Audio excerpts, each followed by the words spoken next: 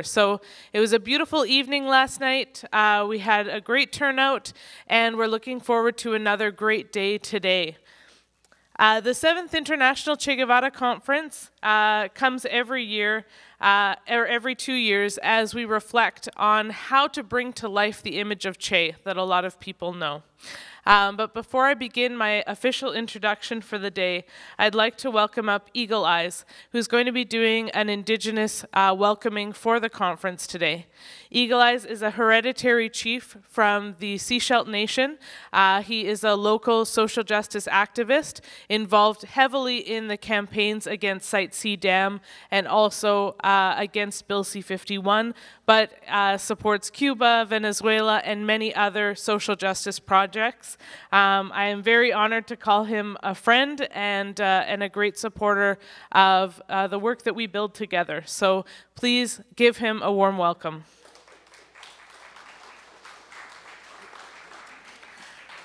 Before I give him the mic, I'd also like to let you know that Eagle Eyes, when we show him appreciation, we raise our 2 hands, and he prefers this to clapping, as this is a traditional way of giving thanks. So thank you very much. Oops, sorry. I'd like to acknowledge the 3 host nations for the unceded land, stolen land that we stand on, Musqueam, Squamish, and Tsleil-Waututh. I'm also a visitor to this land. I come from a village called Susha, which is Sechelt in the given language, on the Sunshine Coast. I come from a high ranking of lineage of hereditary chiefs. I grew up on the coast when I was young, but after that I grew up in Vancouver and traveled around the world. Today, it's an honor to be up here and to witness and to listen to the speakers that are going to be speaking today, because this is what we need. We all need to stand together as one. The word Namuet, which came out in 2013 by the Squamish people, means we are one. So the earth is round. We all stand together on this earth. So to honor all the people in the past, to say, I'll sing this song in honor of them too, that have moved on, that stood the line in all the countries around the world, that stood up for their rights and fighting for their land and their culture and their traditions. Well, see, the song I'm going to sing was created in 1820 by my great-great-great-great-grandfather when he brought a lady into his life that became his partner. And the song was created to honor all the other people that came into our circle, that married into our family, that our circle got bigger. So what it was to honor all those people for joining our circle, because everybody that comes into your circle carries knowledge and wisdom. So when we stand together in unity, we all have different knowledge and different wisdom that we pass on to one another. So this song's been sung around the world. Today, I sing this song to honor all of you that are here today, to have open ears and a good voice, to share good words, to speak in a good way, even though we're fighting for a cause, but we speak in a good way, we think positive, talk positive, positive things will follow. And by doing what we're doing is we're making a statement that we're not standing down, that we have our voices be heard in what we do today and what we stand up for. And it's our rights as people that stand on this earth. When I finished, I want you to raise your hands like this with your palms facing into you.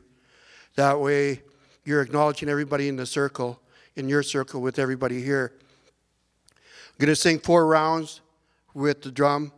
The 5th round will be on the side, and then the honor beats to finish up. And the 5th round will be to honor everybody here in this building today, to guide you and protect you. In our culture, when we sing a song, it's the heartbeat of our nation. And when I sing this song for all of you, it's to bring your ancestors to come and stand down beside you, to guide you throughout the day, and to give you strength to do what you're doing today.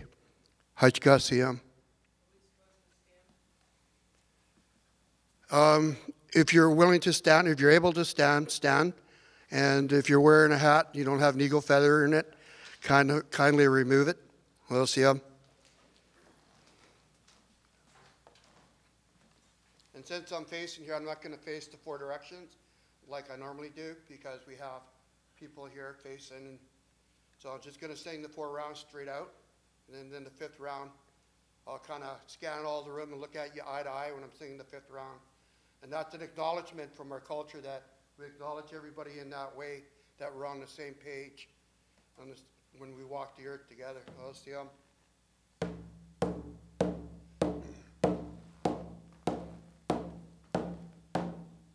Walk we low, walk we low, walk we low, walk we low, walk we low, walk we low,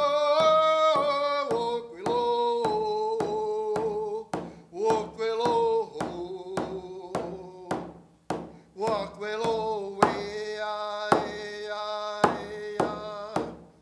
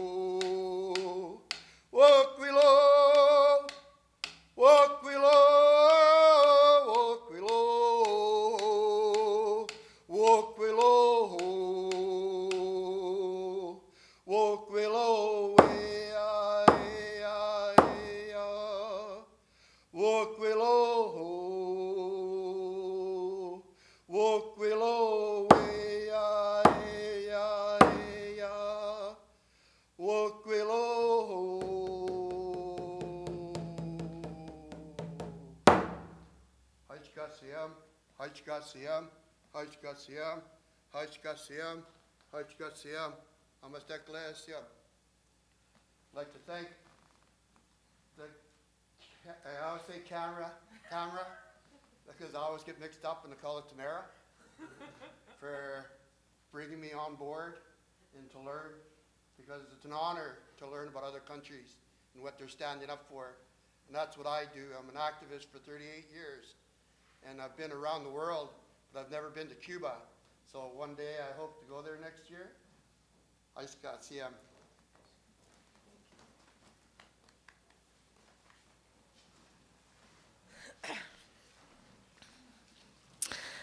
Thank you so much, Eagle Eyes, for beginning this second day for us here at the 7th International Che Guevara Conference. It's a huge honor to have you here with us and to open us with such a beautiful song.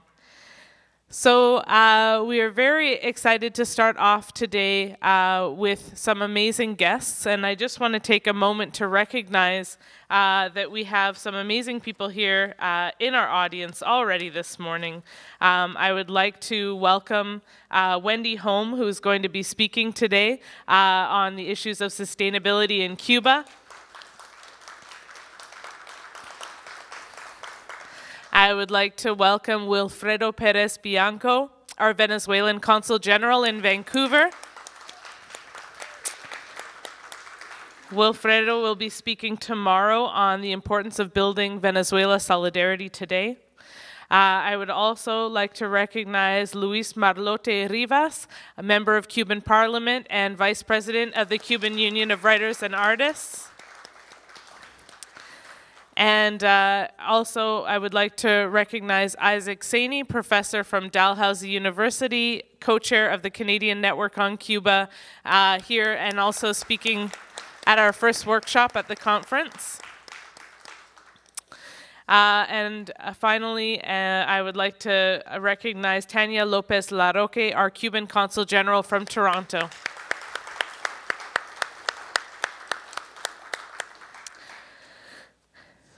So, Vancouver Communities in Solidarity with Cuba is a 100% volunteer-run organization that comes together to support and build solidarity with Cuba. And we do this through events against the U.S. blockade on Cuba, about Cuban culture, raising awareness about some of the amazing things that Cuba has been able to accomplish through its revolutionary socialist ideas, and especially its revolutionary internationalism. And these are things that we emphasize throughout our work in order to try to bring together people and talk to them about the possibilities of building a better world. We know living here in Canada that while things can look quite comfortable on the surface, many people are going through very difficult times right now, whether it's high tuition prices or lack of medicines and proper health care. While we have made quite a few gains in our country, we have a long ways to go. And especially with Indigenous communities across the country and the situation of youth suicide and other issues that are constantly confronting us, as well as struggles for the land and for the environment.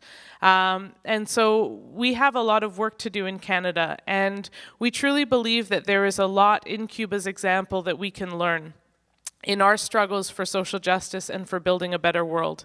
And so we come together to organize this conference, not just to talk and to discover about Cuba, but really to see how we can understand Cuba's method and Cuba's perspective of looking at the world, and how we can integrate that into our work for building change here in Canada. And while Che Guevara's image has become famous around the world on t-shirts, on posters, on flags, not everybody knows the ideas behind that image. And so we have a very important lesson to learn here this weekend as well about the powerful ideas behind the image of Che Guevara. What did he stand for as a socialist, as a revolutionary internationalist, as somebody who gave his life fighting in a country that was not his own, fighting for a better world? So it's a huge honor to have all of you here with us today as we embark on an amazing program. We're going to begin this morning with our keynote address on Fidel and Che's legacy in Cuba today. Our first workshop, When Africa Called, Fidel and Cuba Answered. Our second workshop will be on a discussion on music and race in Cuba. Our third workshop will be on cooperatives and sustainability in the land of Martí. And then we will be having a special film and discussion, Mariela Castro's March, Cuba's LGBT Revolution. And we'll be summarizing this evening with Marxism, communism, and the relevancy of revolutionary ideas today. And that's just Saturday. Tomorrow we also have an amazing program, so make sure that you have picked up your program guide from the front table. And so as we begin now, I also want to let you know that we do have translation. Tanya is going to be giving her talk in English. Pero para los que prefieren escuchar en español, Tania vas a abrir la conferencia en inglés, pero tenemos traducción simultánea. Entonces, por favor, vas a ver a Noah y Blanca por atrás para conseguir la cosa por su oído para la traducción. So you can go and pick up your translation device for right now if you would like to listen in. But the first talk will be given in Spanish, or in English, sorry. And I will let you know if you need translation from Spanish to English when you need to go and get your device. So we're going to begin this first session with a short video, and we're going to be sharing a little bit just images of what Fidel's legacy has meant to Cuba today. Many of you know we're approaching the one-year anniversary of the passing of Comandante Fidel Castro, who passed away in November of last year. And so as we come up to that one-year anniversary, we want to reflect a little bit about Fidel's legacy, and then I will be inviting Tanya up to give her welcoming and keynote address. Thank you.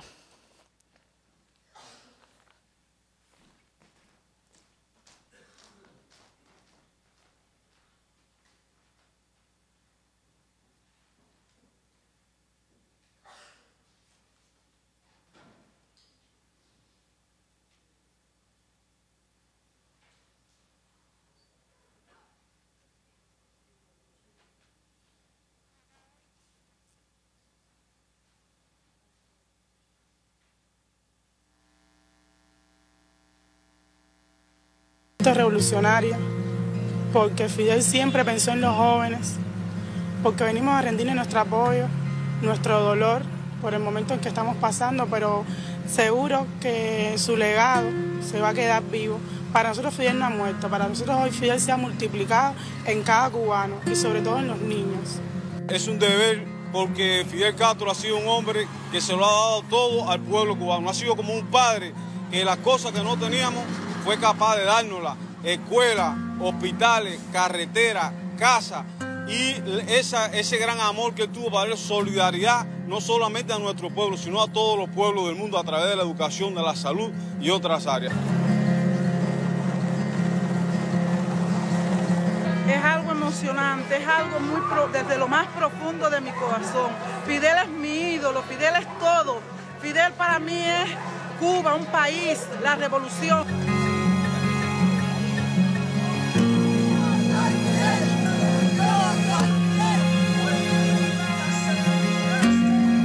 Vengo porque soy un joven revolucionario que siempre ha crecido con la revolución, que tiene un compromiso con sus principales líderes y que apoya firmemente los principios y los valores de nuestro comandante jefe. Desde los 13 años estoy haciendo marcha, haciendo revolución, y cada vez que me necesiten, aunque ya no estas canas, lucho desde un punto de la tierra para ayudar en la gran revolución generosa por los pobres, por los humildes y para los humildes del mundo entero, porque él vivió para los humildes y murió para los humildes. Patria o muerte. Para nosotros es el regocijo más grande, a pesar del dolor que sentimos por el fallecimiento de Fidel, es el orgullo más grande que pueda tener el pueblo santiaguero. Y lo sabremos custodiar, lo sabremos cuidar como realmente él se lo merece, a la altura que él se lo merece.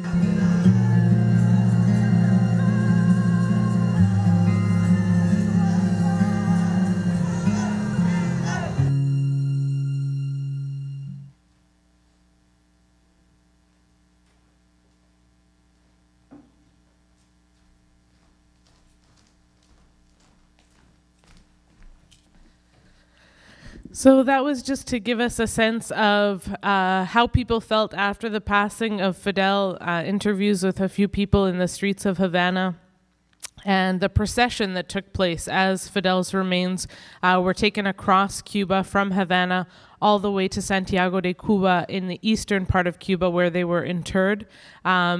A reminder of the 9 days that Fidel took after the triumph of the revolution to travel from Santiago de Cuba to Havana. So I'm very honored this morning to welcome up to the stage as our keynote open on Fidel and Che's legacy in Cuba today, Tania Lopez Larroque. Tania is the Chief of Mission and Consul General of the Cuban Consulate in Toronto. She graduated from the University of Havana's School of Foreign Languages and completed her postgraduate studies at the Institute of Foreign Affairs in Havana. She has been working for Cuba's Ministry of Foreign Affairs, or MINREX, for 17 years, including posts in Mexico, Argentina, and now Canada.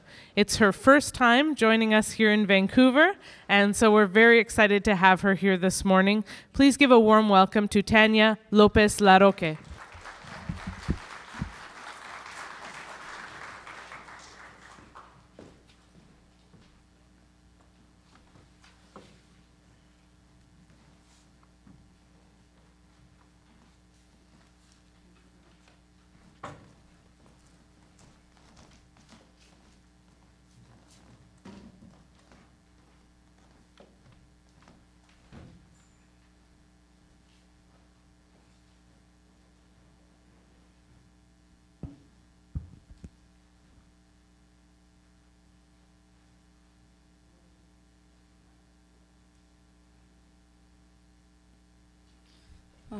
Good morning.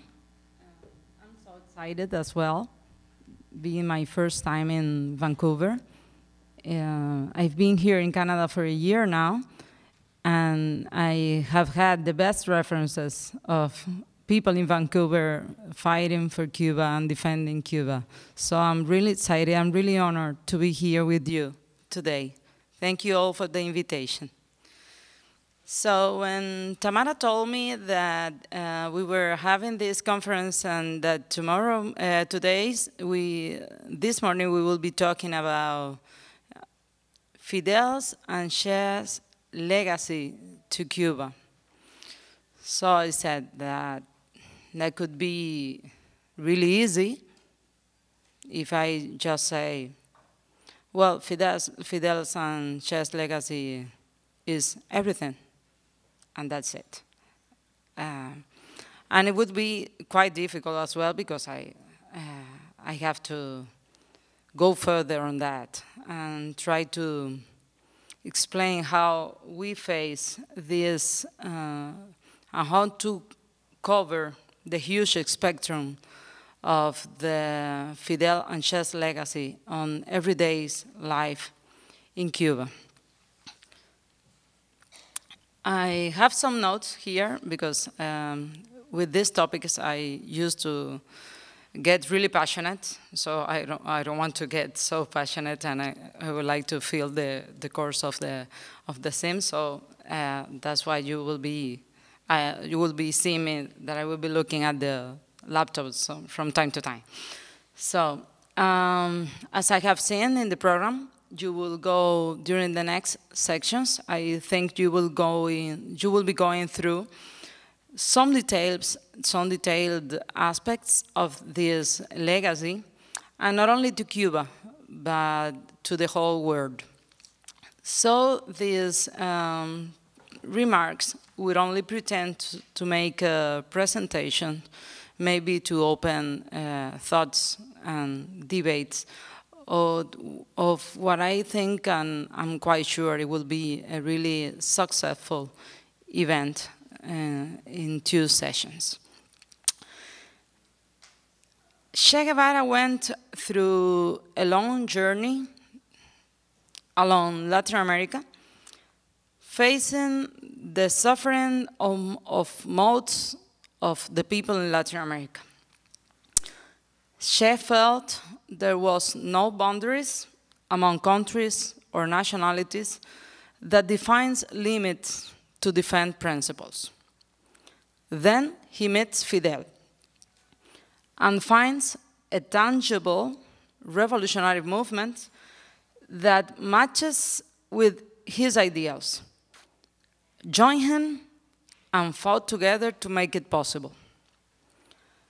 Then, when the Cuban Revolution shows definitive signs of strength and convictions of not going back, Che continues spreading its altruistic principles in other countries.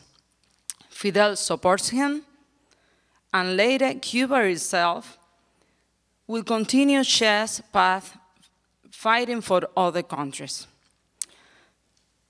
Having this said, this might be a very simple summary of a great chapter of a history that you all know, that leads us to the topic we are trying to approach today, the common legacy of these two leaders to humanity.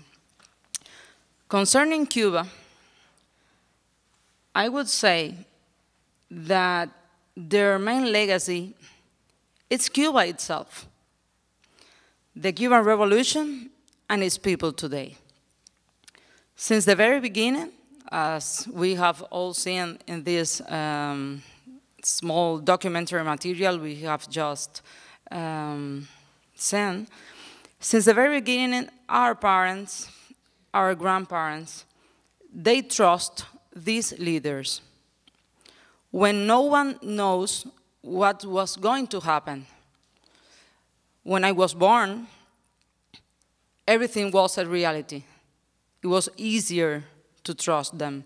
It was easier to know what to believe in. But our parents, our grandparents, they were the ones that worked along with these two leaders and trust them absolutely.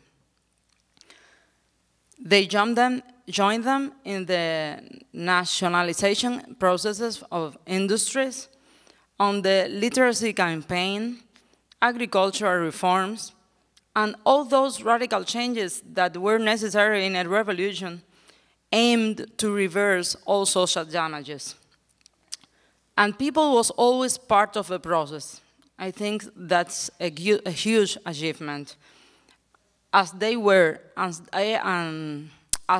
Che and Fidel were and are part of the people as well. Another legacy I would stand for, definitely as one of the main legacies to our country today, is the principle of sovereignty and justice anywhere. Solidarity principles as well, what for us means not giving what you have the most, but sharing what you have. That's something that makes our foreign policy, our everyday life particular and unique. And I think that's a legacy from Fidel and Che.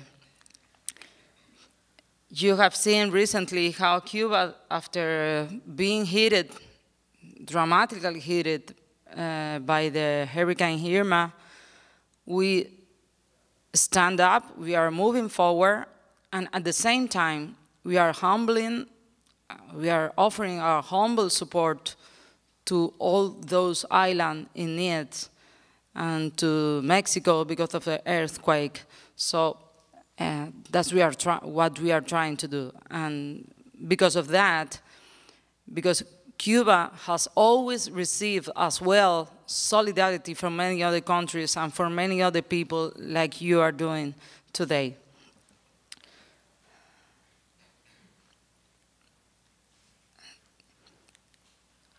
One of the most, and I think it probably is not,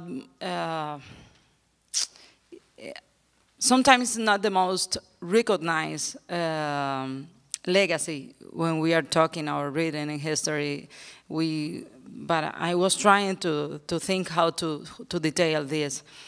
And I think that our criticism is something that we value as a legacy from Fidel and Che.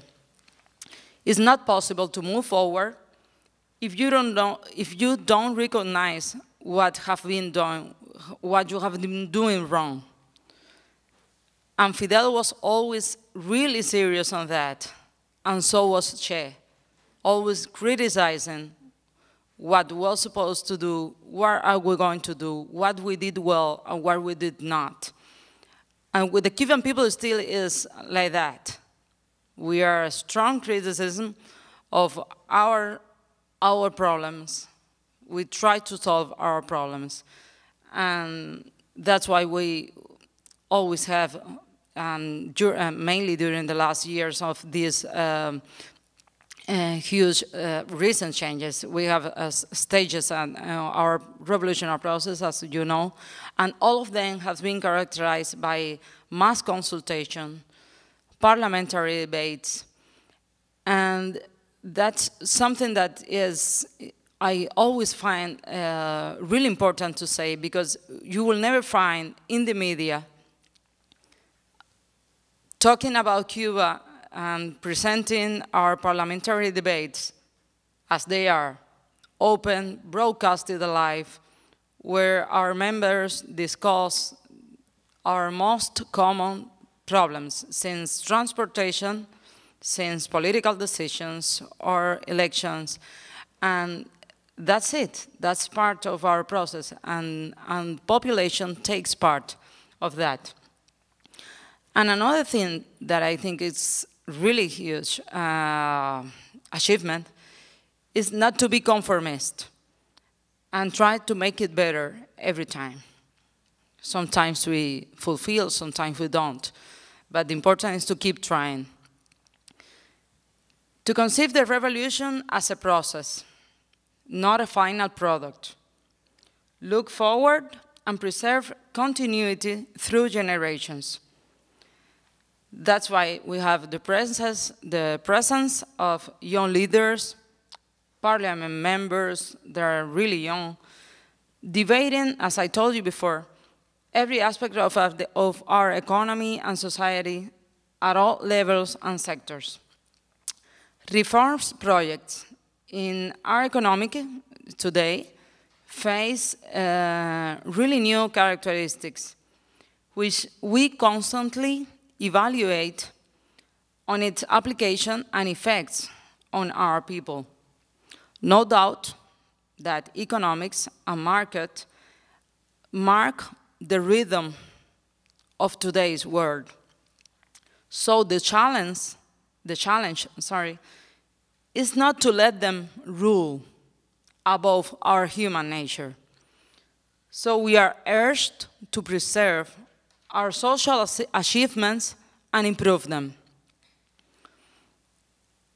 Defense of culture, I would say, is one of the most relevant legacy Fidel and Che has led on our country. And to defend the culture not as a slogan, not only because it's what defines our nationality or any other aspect of someone's singularity, but because cultures determines people's capacity to think, to evaluate what's good and what's not.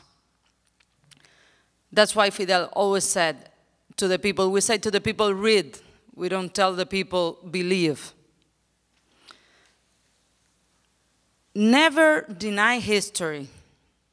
And in the recent years, we have acknowledged, I think, even more the importance of this legacy. Never deny history. A few years ago, someone in Havana have asked the Cuban people to forget the past. And we were then, and we are now, quite sure that it's not possible to do that. It's not possible to move to the future forgetting about the past. So we will continue moving forward, definitely, but never putting away our history. Sorry. Perseverance and resistance. I think these two values, which all over the world, people recognize the Cuban people because of this. And they say, you are so resistant, and you persevere on every fight, on every goal you are aimed to. And I always think, if Fidel and Che had given up in front of all the obstacles they faced, we wouldn't be here today. Likewise, if the Cuban people would have given up in front of the blockade we have been facing for more than 50 years, so this conference today would not have point of discussion. Definitely, Fidel and Che have led us the conviction that the only possible future to our country is to continue building a more sustainable and profitable socialism. And we are convinced of that. Che and remain revolutionary, and Fidel, remains revolutionary leaders. They are not myths. So it's a challenge. It's a challenge for all revolutionaries here in Canada, all over the world, to avoid that these symbols become only an image on T-shirts or posters. I think our commitment is showing the younger revolution and the younger generations that definitely a better future is possible. Having this said, I just would like to open this session first sending our gratefulness and acknowledging your presence here. Thank you for your effort, for your endless effort for many years, and for devoting these spaces and these forums of debates for these topics that the media would never like to talk about. We would never find this on social networks or the huge media. So on behalf of the Cuban people and the Cuban government, so thank you and wish you all the success in this event. Thank you.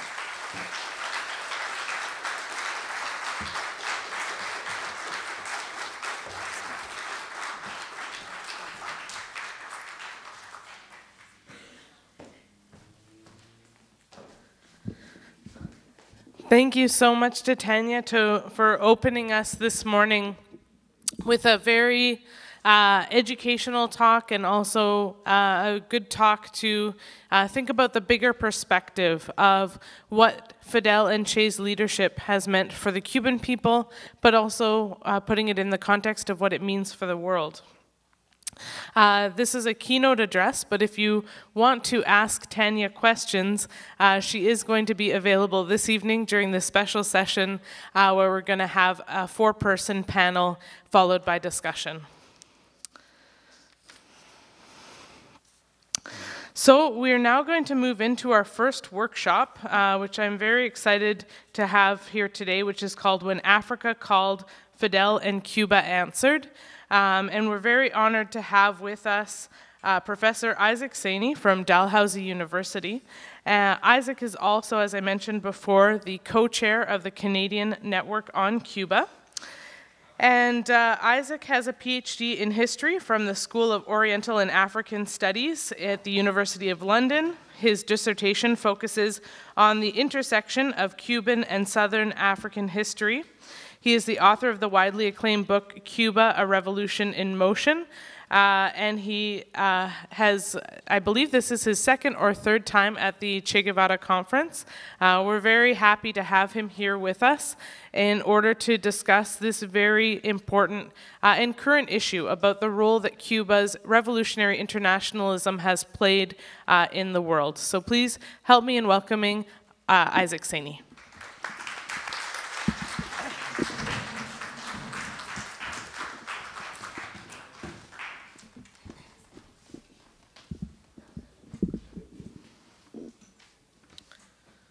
Did you want to stand, or it's up to you? Do you want to stand, or okay? Well, okay, sure. Do you want to come up here, Isaac? So, just a reminder to give space between sentences. Okay. Well, while she's getting, first of all, while we're getting the PowerPoint up, and put it on slideshow, I want to thank Tamara, Vancouver Communities in Solidarity with Cuba for organizing the conference. I'm sure on the Canada Cuba Solidarity calendar, the 7th, the conferences, the annual conferences in Che Guevara are clearly a highlight. So it's an honor, it's a pleasure to be here, especially among such esteemed specialists in Cuba, such esteemed fighters for justice and for a better world. And it's also, as I said before, a pleasure to, to be here among all of you. And also, and I always, we do the same thing in Halifax, to acknowledge we sit on unceded, unsurrendered, basically stolen land of the indigenous peoples. So I thank the ancestors, as they would say, for the permission to be here to talk about a topic that's dear to my heart. I shall endeavor to speak slowly. I speak English like Cubans speak Spanish, extremely rapidly. Okay? I have a lot on my PowerPoint to talk about. Some of them are images, but I'll hopefully leave enough time for discussion afterwards. I think I will. But what I want to talk about is a subject I'm actually have a chapter in a book coming out on Cuba and Africa, foreign policy under the presidency of Raul Castro, which basically is a continuation of Cuba's commitment to Africa. But also I'm finally finishing up the book on explaining why Cuba has this very intimate and very profound relationship with Africa. And so it's an apt to say that when Africa called, Fidel and Cuba answered. And before I get into talking about the specifics of Cuba and Africa, we can flip to the other slide. We have to place it in the context that deep within Cuba has been this internationalism. And I don't have time to talk about the historic roots, but I think it's important I'll highlight some key figures, because Cuba is drawing on a tradition of internationalism within its history, that the Cuban Revolution transforms into a very powerful and explicit part of Cuban state policy. So this is a sign, many of you have seen this. When you come into the Jose Marti Airport, we say, Patria es humanidad. Homeland is humanity. That's a very profound conception of sisterhood and brotherhood, which we can perhaps expand on in the discussion. And I think that's a critical thing to understand of the contribution that Cuba has been making. Those of us who believe, such as Trump, okay, and I don't consider him part of the people, that the only relations you can have among countries is based on profit, based on advantage, based specifically on taking advantage of the poor and the weaker, Cuba offers a new model of foreign relations. And it was Cuba's model of foreign relations, I think it's very important, that provided an inspiration for ALBA. Because people often forget that when Hugo Chavez was released from prison, one of the first places he went was to Cuba to talk with Fidel. And it's important to understand that in the ALBA agreements where you have no reciprocity, i.e. countries don't engage, the idea is that countries don't engage in trade with other countries unless they get an advantage. In ALBA, there is no reciprocity. You give to people who need. You give to countries who need.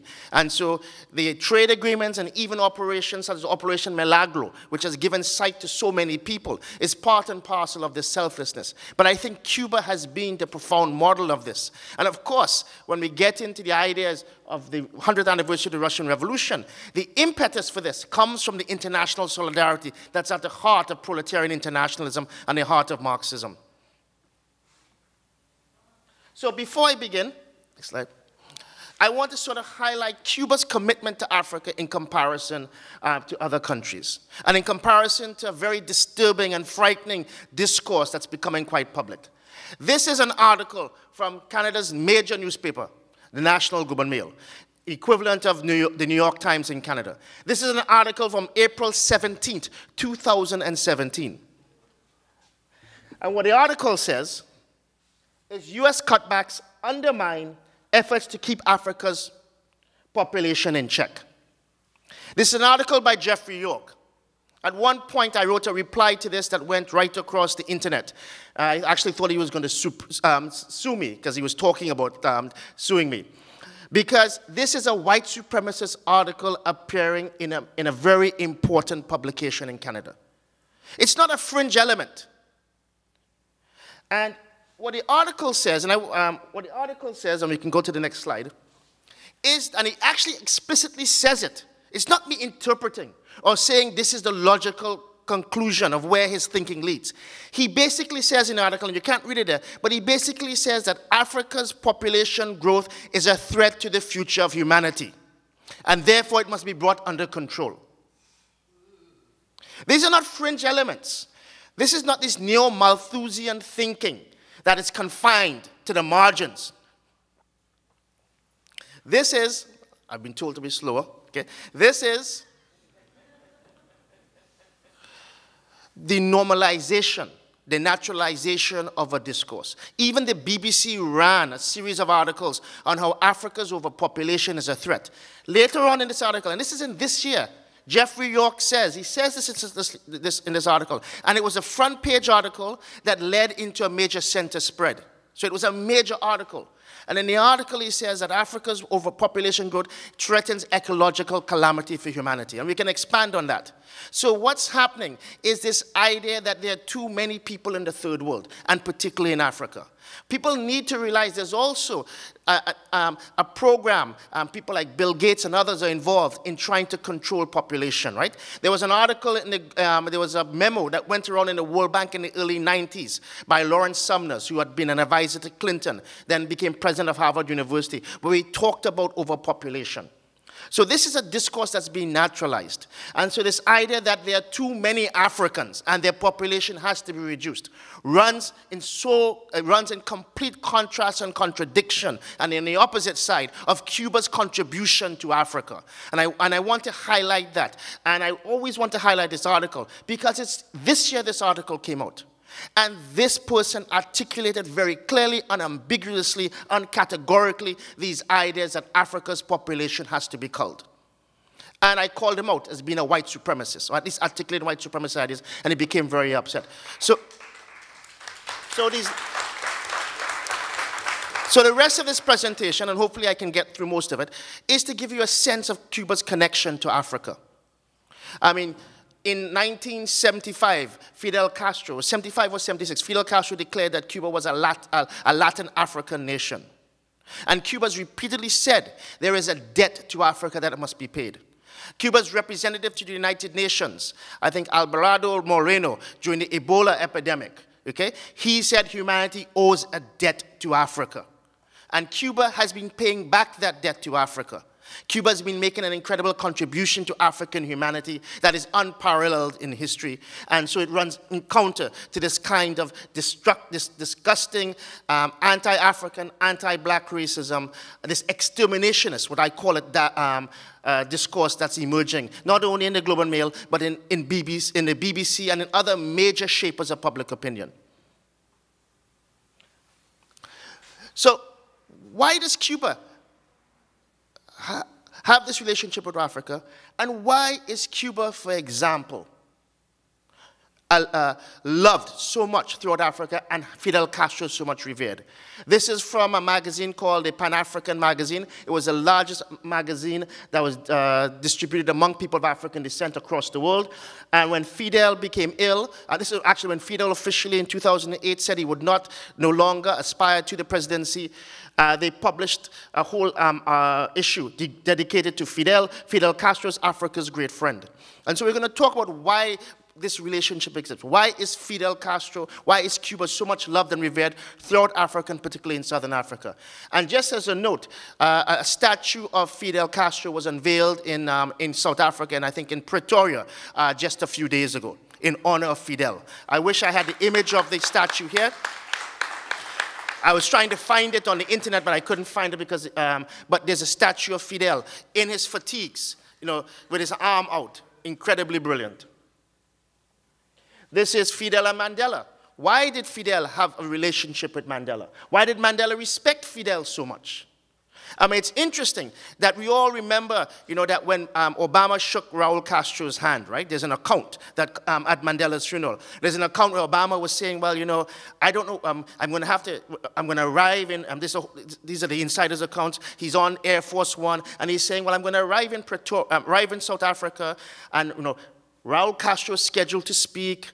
I'm going to have to walk up the podium. It's going to be uncomfortable, awkward. Should I shake his hand or not? I guess I'll shake his hand because Mandela had this very strange relationship which nobody understands, and an affection for Fidel Castro. I mean, he knows the history. And people ask, but when I was watching the coverage of Mandela's funeral, and Raul Castro was given such a prominent role, none of them could explain. Each of them treated it as if it was this strange relationship that was inexplicable. That Cuba's relationship with Africa, the love that Africans have for Cuba, the respect they have for Fidel Castro and the Cuban revolutionary leadership was something that we just don't know why. So this is the official program for Mandela's funeral. And you can see that Raul Castro is given a prominent role in speaking. He actually closes out the presentation on Mandela before President Zuma speaks. And here's Raul Castro speaking at that funeral. So where does this relationship come from? Why do Africans revere Cuba? I mean, most of you probably know why, but for the vast majority of people in the West, it's unknown. So I want to just highlight, I won't spend time talking about them, but there's a deep internationalist tradition in Cuban history. This is Atue. Atue was a cacique chief of the Tayano in Cuba. This is a statue to him there. He's often considered by many Cubans to be the first internationalist. This is before Cuba officially exists. The Spanish have conquered Haiti, or Hispaniola. They've now traveled to Cuba. Atue was a cacique, flees from Haiti, arrives in Cuba, and he is also the first record in the Americas of intellectual resistance. Bartholomew de las Casas, the Spanish priest who first supported colonization in the Americas, then became a great critique of it. He records Atue, and when Atue is sentenced to die, and the Spanish are going to burn him alive. There's a famous story where, you know, the priest is there and they're getting ready to burn Atue alive. And he tries to convert Atue to Christianity. And apparently there's various, you know, there's different versions of the exchanges. But it's sort of like this, where Atue says, well, you know, why should I convert? Priest says, you should, so you can go to heaven. Atue says, well, are there any Spaniards in heaven? And the priest says, of course, heaven is full of Spaniards. And Atue says, I'd rather go to hell, right? Okay? Or other versions as well. I don't want anything to do with a God who authorizes these kind of barbarities, right? But he's seen as the first internationalist because he leaves Haiti and goes to Cuba to carry on this fight.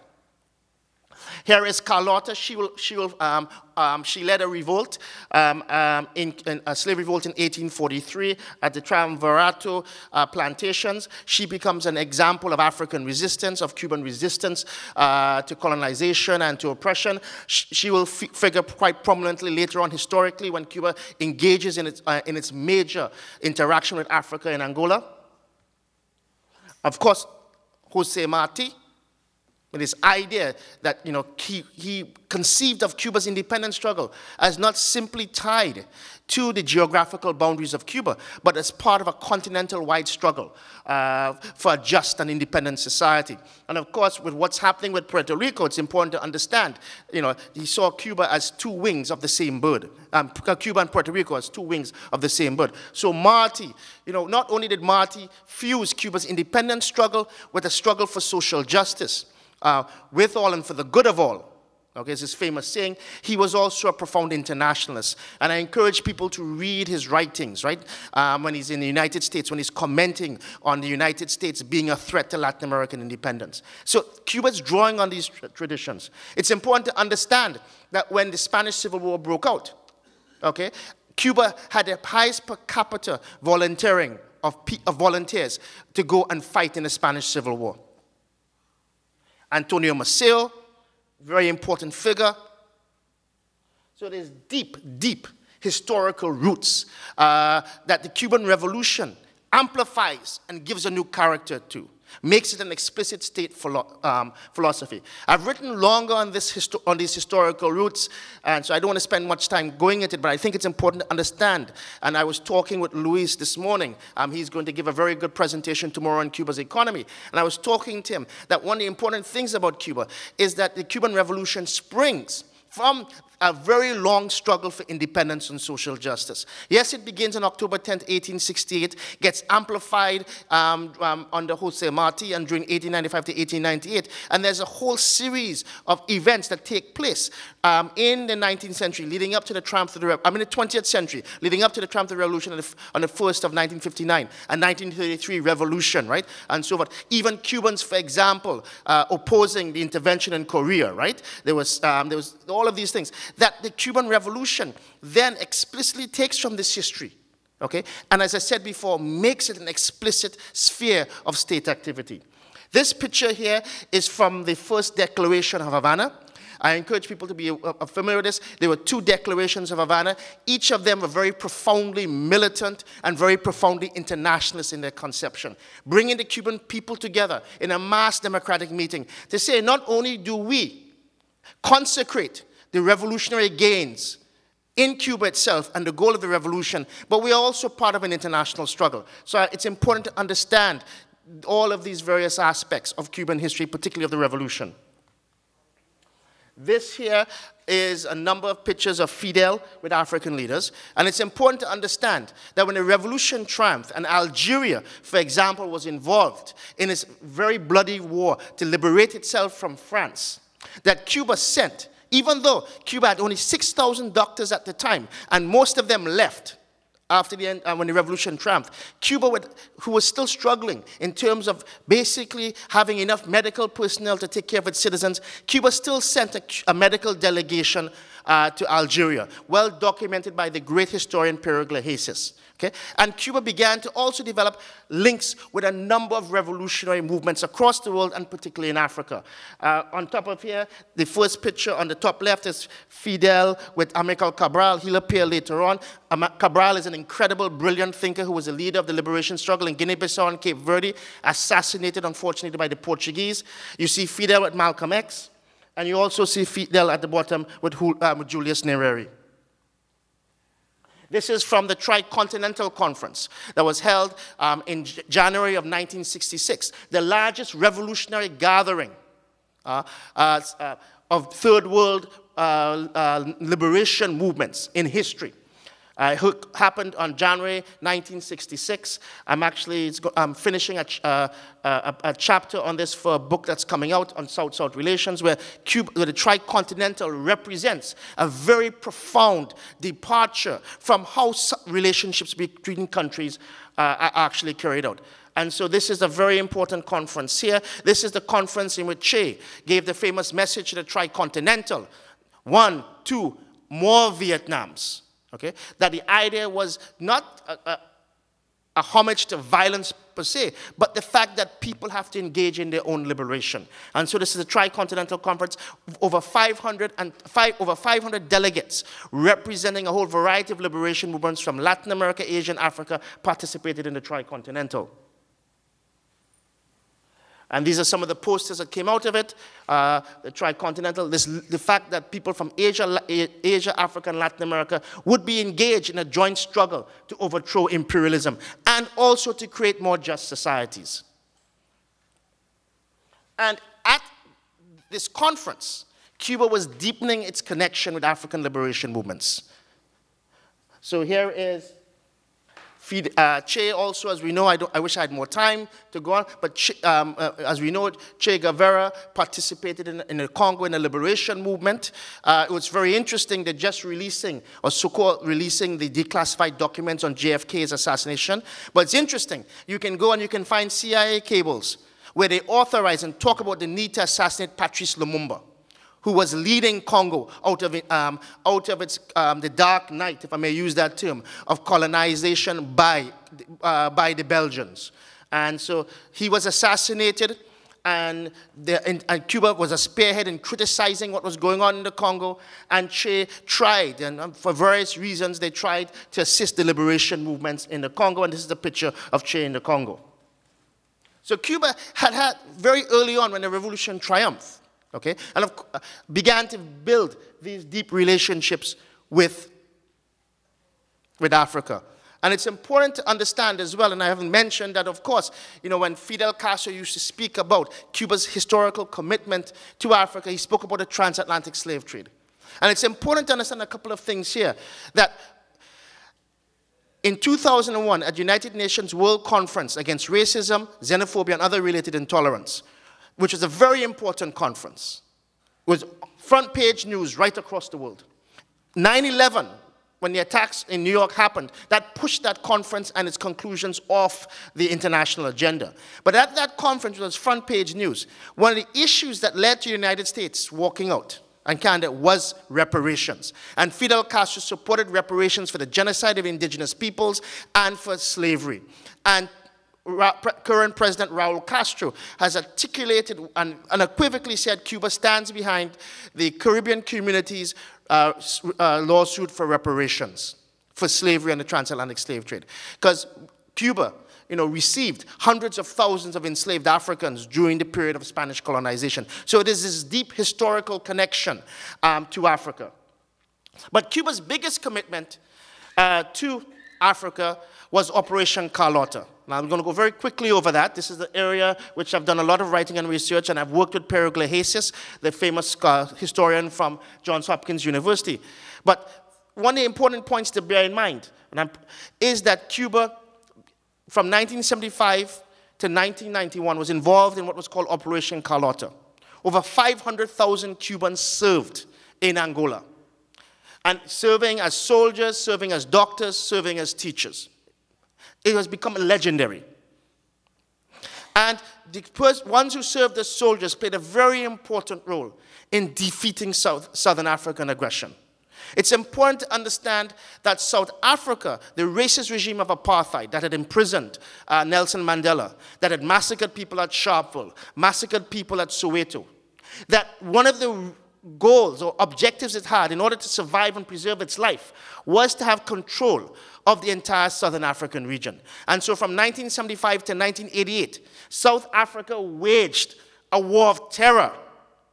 Even the Truth and Reconciliation Commission in South Africa acknowledges that many more people died outside the borders of South Africa than inside the borders of South Africa, and that the struggle to liberate the Southern African people from racist oppression was waged both inside South Africa and outside its borders, among its neighbors, in Angola, in Mozambique, in Zimbabwe, in Namibia. But it was in Angola, where the Cubans shed their blood, that the South African military beast was beaten and finally defeated and was forced to the negotiating table.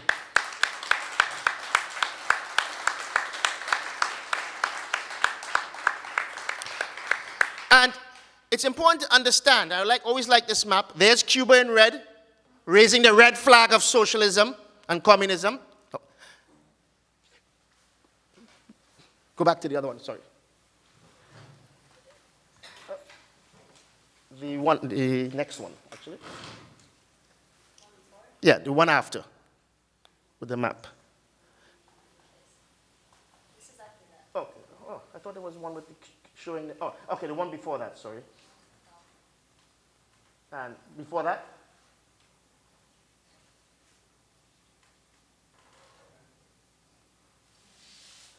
The one showing the international map. But I just wanted to highlight the distance between Cuba and Angola, okay, which was quite incredible, right? Because think of it, Cuba had to send troops, okay? And I could go into more detail, but what happened in this whole thing was that when Angola achieved independence,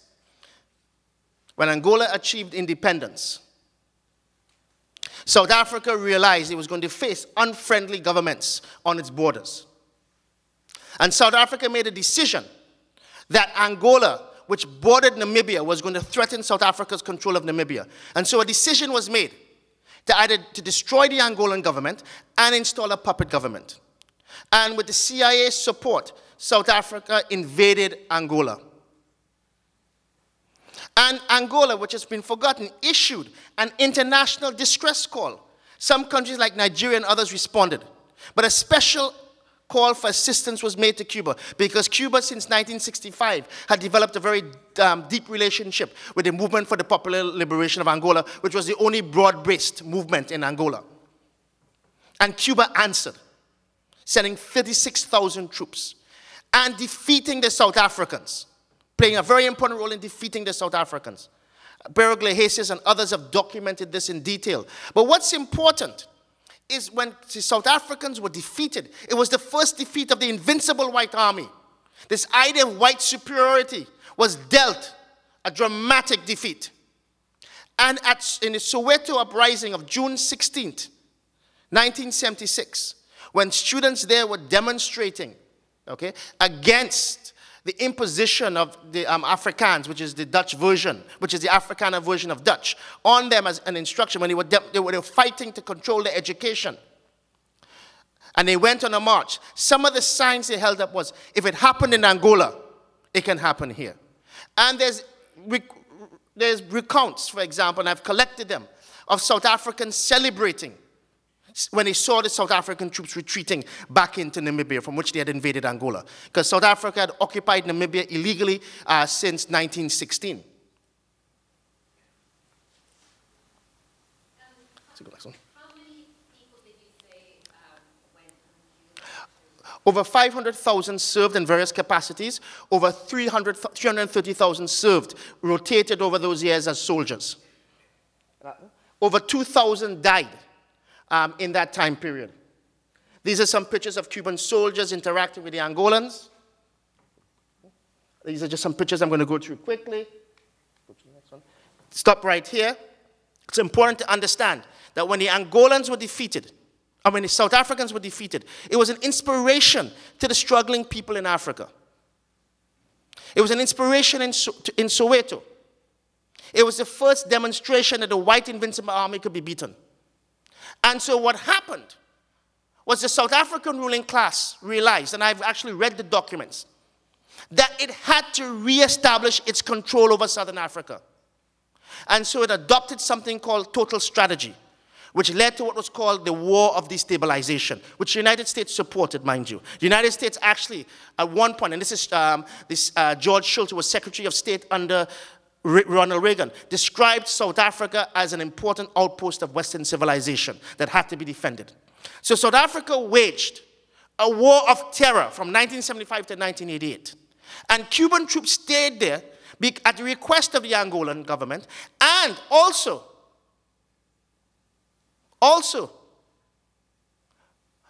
because other Southern African nations understood that Cuba had to be there as a bulwark against Southern African aggression. So, for example, what were the costs of this South African war of aggression? From 1981 to 1988 alone, it's estimated that over 500,000 children, women, and men died as a direct or indirect result of South African aggression. Sabotage, bombing raids, supporting groups like Renamo and the UNITA to kill, to sabotage and undermine the governments. These UNITA and Renamo, which was Renamo was in Mozambique, UNITA was in Angola, were puppets of the Southern Africans and puppets of the CIA, and they engaged in horrendous attacks. So this is from May of 1978. This is the Kasinga massacre. This is one mass grave. If people who understudy this have seen this before.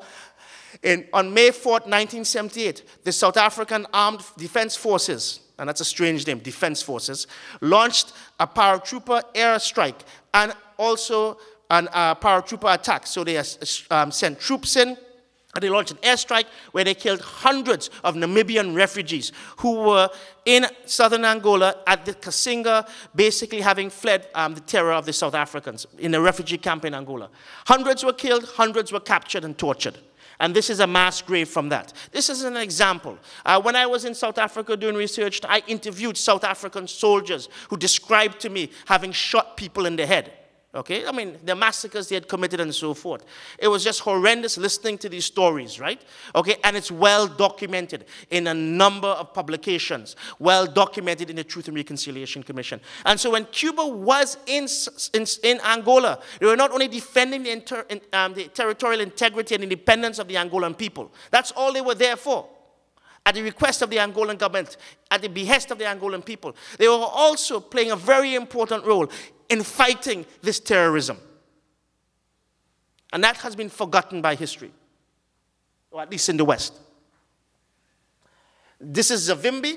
This is Zavimbi who led the guerrilla movement that the United States and South Africa supported.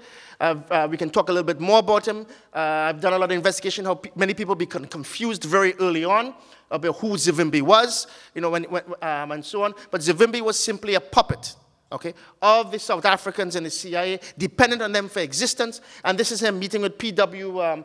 Botha, shaking his hand.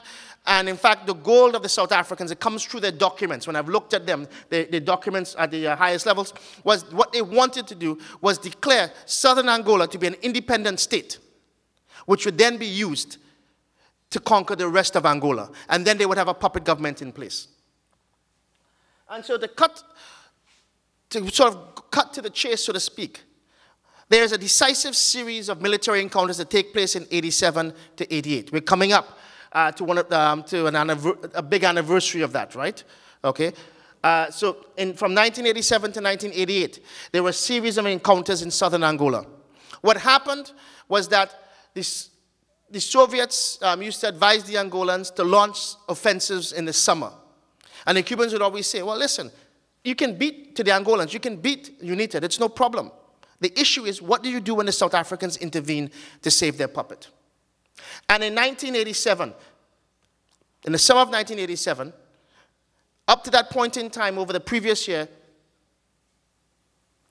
the Soviet Union had provided over $1 billion in military equipment. I've actually looked at the Soviet documents. And then the Soviets advised that there should be a summer offensive. The Cubans said, no, this is madness. What are you going to do if the South Africans intervene? It will be a disaster. But the Angolans didn't listen to Cubans' advice. And what happened was when the Angolan launched what was called Operation Salute, it was called in Portuguese, in the English translation is Operation October Salute, or Operation October Greeting, because it was going to be the 75th anniversary of the Russian Revolution. They launched it. They were on the verge of defeating UNITA. The South Africans became extremely worried that their puppet in Angola was going to be defeated, and they intervened to save UNITA. And when they intervened, the disaster that Cuba had predicted happened, and thousands of Angolans were killed. And what happens, this is a mass grave here, from around Quito Cuanaval, just before a town called Quito Cuanaval, mass grave. We don't know how many Angolan soldiers are buried there. Thousands were killed, right, in the Southern African attack, okay? And the Angolans retreated, were forced into a mass retreat to a town called Quito Cuanaval. You can basically see they get rushed into a headlong retreat to Quito Cuanaval. There's a whole long story to go into where the South Africans are trying to catch them in a pincer movement. The Angolans retreat very orderly. That's a very important point. Pass a bridge, right? And make it to Quito Cuanaval. And a bunch of South African officers are fired. Because for the South Africans, there's no way a black army could efficiently retreat and escape from their military juggernaut, so it must be a mistake by white officers, right? And so around Quito Cuanaval becomes this desperate battle. When the South Africans intervened initially, it wasn't to take Quito Cuanaval. It was to save UNITA. But they caused so many deaths, and it was elite Angolan brigades that were involved, that the South Africans suddenly realized, That's okay. That the South Africans suddenly realized that an opportunity had fallen into its lap where they could deal a mortal blow to Angola's government and to the MPLA regime. Okay, I may use that term, right? Their idea was we could now deliver such a mortal blow to the MPLA that not only will they be militarily defeated, okay, but at the end of the day, the government will collapse and we will be able to achieve our goal. Not just simply of declaring an independent state in southern Angola, but actually claiming control of the entire Angolan state and putting unity in power. And in fact, Quito Cuanaval, if they had fallen, would have actually opened up the entire way to Luanda, the capital. So what happened was, yeah, suddenly the South Africans moved from just focusing on saving UNITA. They became obsessed on delivering this final knockout blow. And I use the word knockout because later on Fidel uses a boxing analogy. And so they became committed to take Quito Cuanaval. I mean, why they persisted in trying to take it in the same way and a whole bunch of things, I go into much more detail how the South Africans became obsessed. But they became obsessed with taking Quito Cuanaval. And what happened was that Cuba at that time, it was very interesting. And I hope nobody minds bad language, right? So the Angolans say, well, we're in trouble. What are we going to do? And so they asked Cuba to come in and save the situation. There's an emergency message from President Eduardo dos Santos to Havana. Come in and save the situation. Fidel goes to Havana, he makes that decision. He says, listen, we're going to go there, he says, but we have to be given complete command. And so General Leopoldo Sintra Frias takes command of all of the troops in southern Angola. He says, not only are we going to send troops, but we are going to take complete command, right? And Cuba sends additional troops, raises the level to over 50,000 Cuban troops, strips Havana of its best anti-aircraft divisions, sends the 50th Brigade, which is an elite brigade. This is at the time when Cuba is facing aggressive threats from Reagan. So as Fidel Castro at one point said, we put the existence of the Cuban Revolution on the line. Because not only were we sending our best troops at a time when the Reagan administration was so hyper-aggressive, but if we had been defeated in Angola, what would have been the moral repercussions inside of Cuba? So they put the revolution on the line. He makes very clear about that.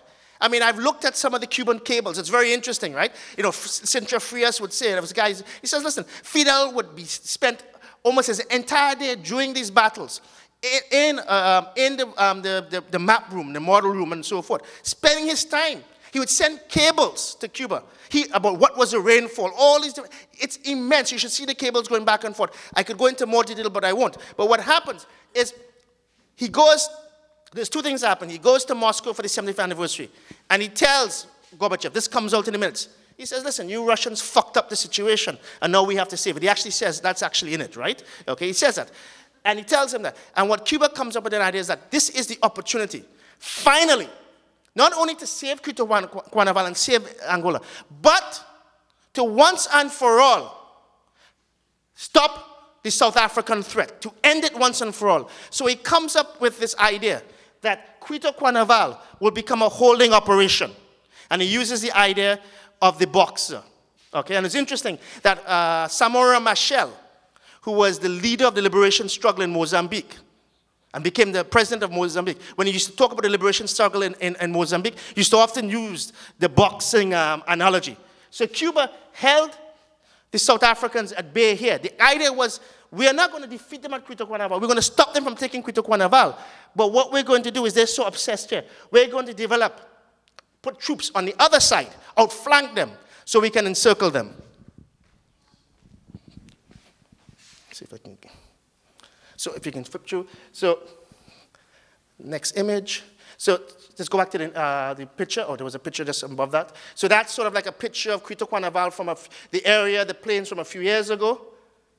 And I can go down to the next one. This shows some of the battles around. I'm going to move to the next slide in the interest of time.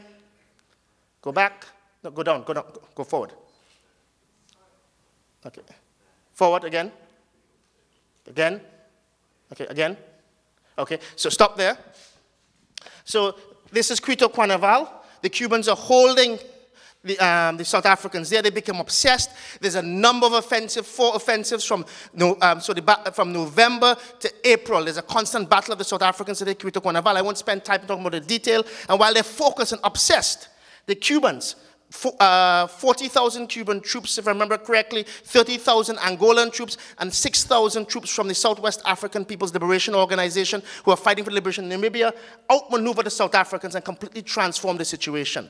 At one stage, the Cubans not only completely militarily outmaneuvered the South Africans, who are now encircled and in danger of being a massive defeat, but also the Cubans claim air supremacy.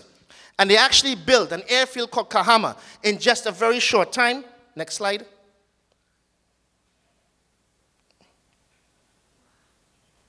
Okay, so, go through that. So that's there. This is a MiG that's been shot down. And go to the next slide. So what happens is Cuba builds this, achieves air supremacy, all of these different things. And what happens is in June of that year, I think it's June 27, 28, there's a battle at a place called Kalweke. Okay, there's a battle before that also called Chipa. I could spend much time talking about this. But this is actually, when the Cubans take over Kalweke Dam after an airstrike, this is actually written on the wall, right? It's in Afrikaans. The MiG-23s, and the loose translation is broke our hearts. And actually what's interesting, which is very strange, is if you go through the New York Times, if you go through the Washington Post, if you go through the Christian Science Monitor, if you go through the London Times, if you go through the Global Mail, what's going on in 87, 88 in Angola, these battles are front page news. And they acknowledge that the South Africans have been dealt a significant military defeat that completely alters the balance of power. Next slide. So what happens to speed things up is the South Africans are militarily defeated. The South Africans, and I've read the minutes at the State Security Council level, okay, where P.W. Botha says, listen, they're talking, they're debating, and he's told, he says, listen, because at this time, it's important to understand there's a dialectic relationship between the internal resistance to the apartheid regime, the struggle inside South Africa and what's going outside outside its borders. And by this time, the South African army is also deployed in the South African townships. Okay, trying to control the black liberation movement. And after what happens at Cuito Cuanavalle, after what happens in southern Angola, both the government is told, you can do two things. You can fight on the border, or you can police the townships. We don't have the resources to do both. And they realized that there was actually a document that said that if we fight the Cuban troops on the border of Angola and Namibia, we will lose thousands of white soldiers. Because that's an important point to bear in mind. A lot of white soldiers were dying in the minority regime. This was no longer acceptable. And it's interesting, what's very interesting here is that Fidel gives a speech at the meeting of the foreign ministers of the non-aligned movement in 1988. You can actually see it online. And Fidel's talking about Cuito Cuanavalle. And he's excited. And he's talking about it. And he's using a map. And he says, listen, we've defeated them. The white racist army has been defeated by blacks and a mixed race people. But we're not here for glory. We want this to be settled at the negotiating table.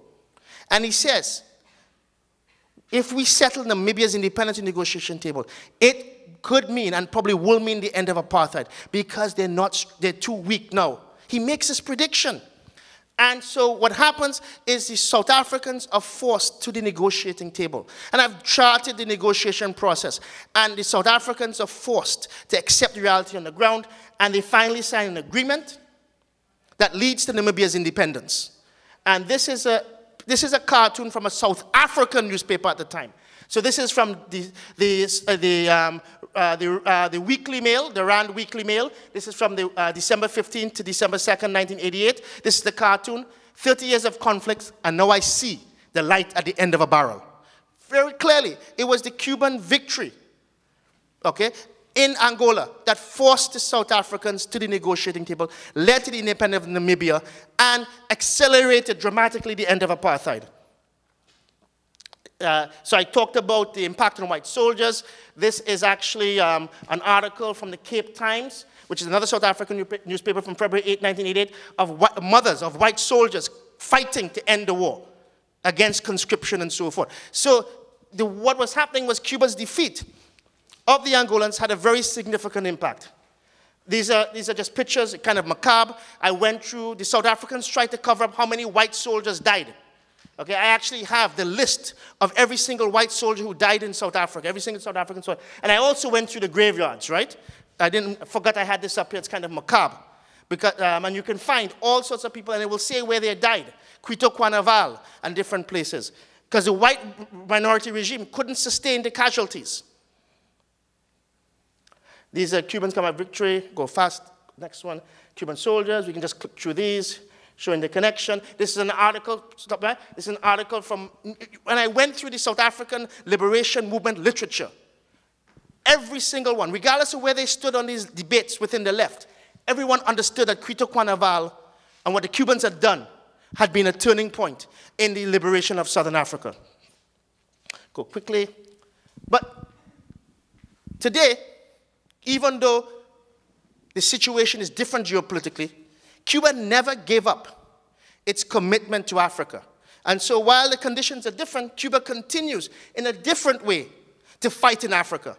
Fight against illiteracy, to fight against disease. It's also important to understand that when I mentioned that Kasinga massacre, the children who survived that massacre, I mentioned in Namibia, ended up being educated in Cuba.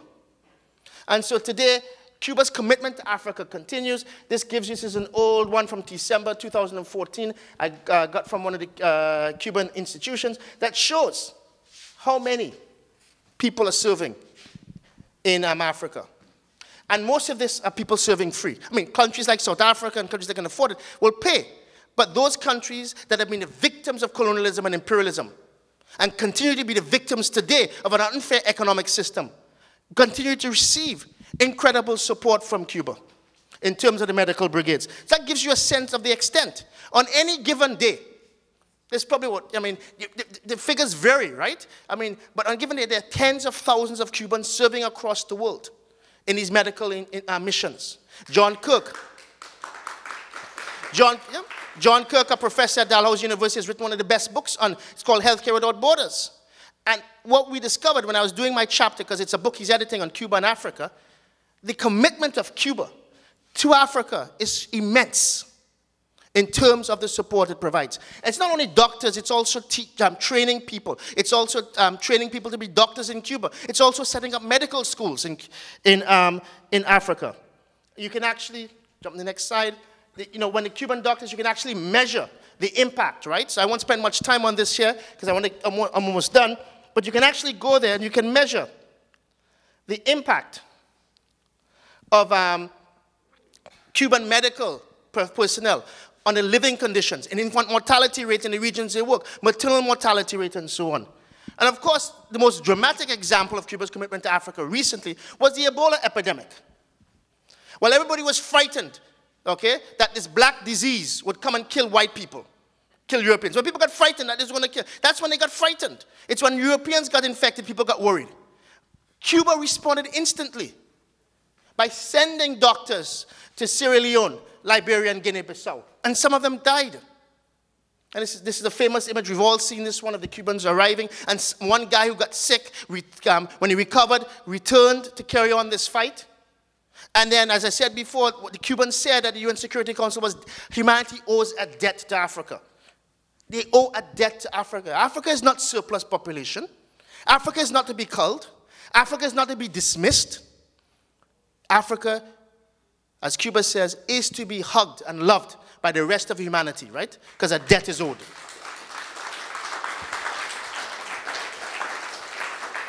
And so when the US was sending troops to fight Ebola in Africa, Cuba sent doctors. And people probably seen this cartoon before. There's another one here. Here's Obama. And of course, I have to say what was very interesting was obviously when we were hearing the presentation this morning by the Consul General about, a certain somebody went and told Cuba to forget the past. We know what we're talking about, okay? But it's interesting. Obama actually went to Accra, Ghana to give a speech about Cuba and Africa, about Africa, US and Africa. Didn't mention colonialism. Didn't mention the CIA's overthrow of Nkrumah, of Lumumba, of how it supported the undermining of Angola and Mozambique. That history doesn't matter. And so, unfortunately, many people because he was a black president, people thought it meant a more human imperialism and human capitalism. Contradiction in terms. And so, what happens is they send troops, and Cuba sent doctors. And this gives you, I'm just giving you a brief here. Sierra Leone 165, Liberia 53, Guinea, Conakry 38. So Cuba did this incredible contribution to fighting Ebola. Here is the Latin American School of Medicine. I won't spend time on that. Many of you know about it. But Cuba is training people to go back, to be doctors and healthcare workers. And they've set up medical schools. Okay? They've set up medical schools in African countries, sent Cuban professors to teach in those schools, so that Cuba can help these countries build their own capacity to generate their own healthcare workers and their own healthcare systems. It's an incredible accomplishment.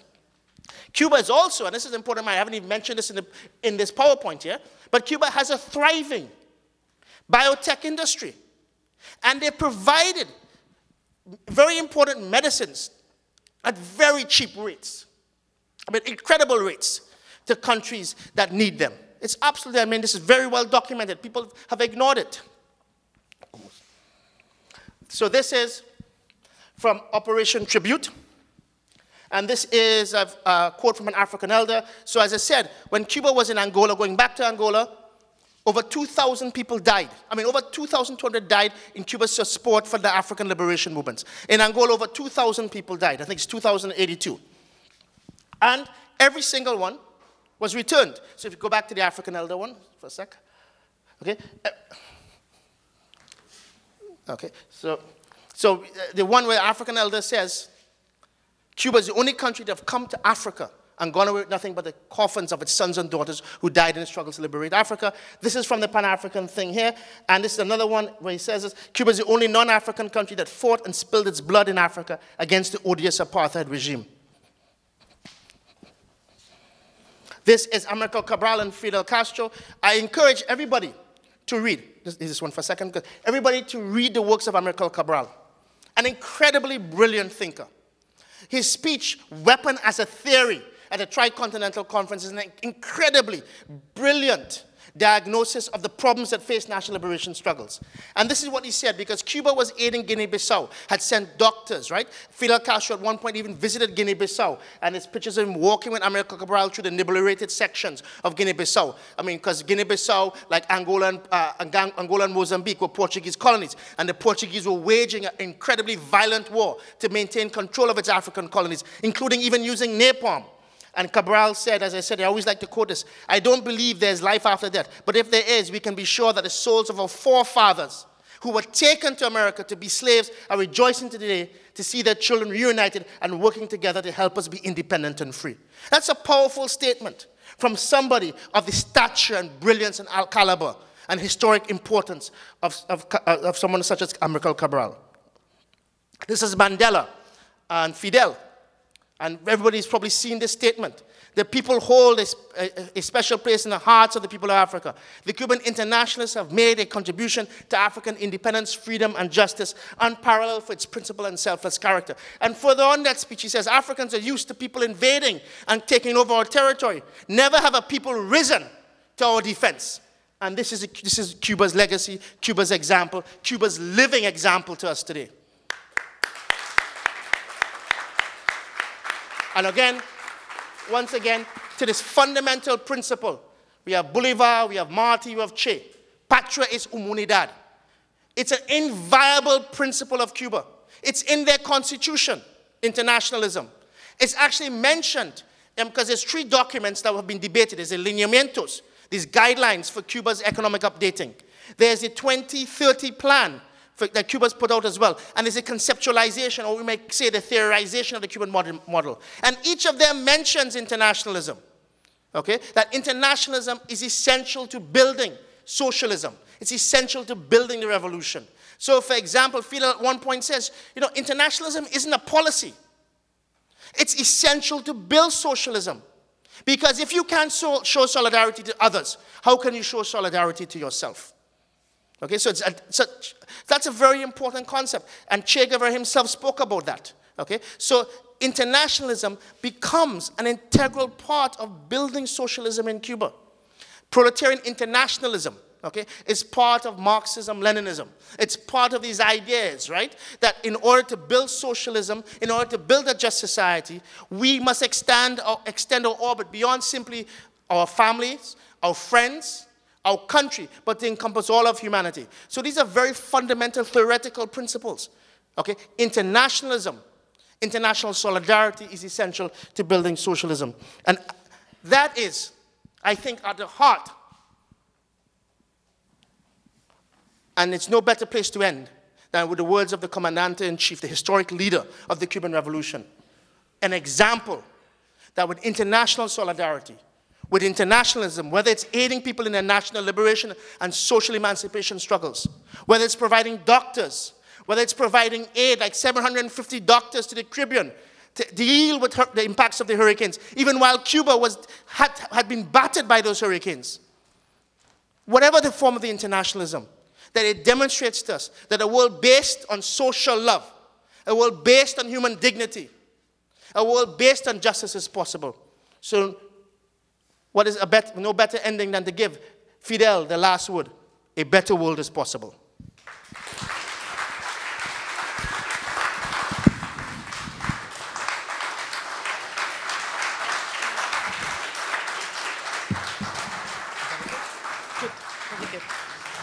So we have time for questions? Yes. So I want to thank Isaac for giving such a comprehensive overview for us this morning about the leadership role that Cuba and Fidel in the Cuban Revolution have played in Africa.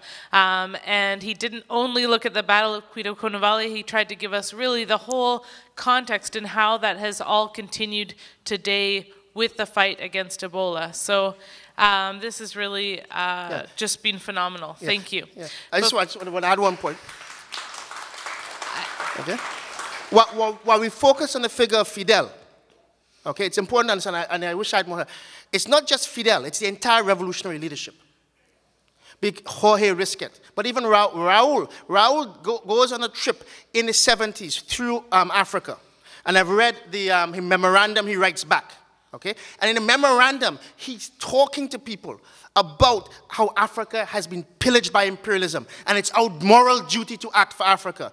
And there's a meeting he has with Gorbachev.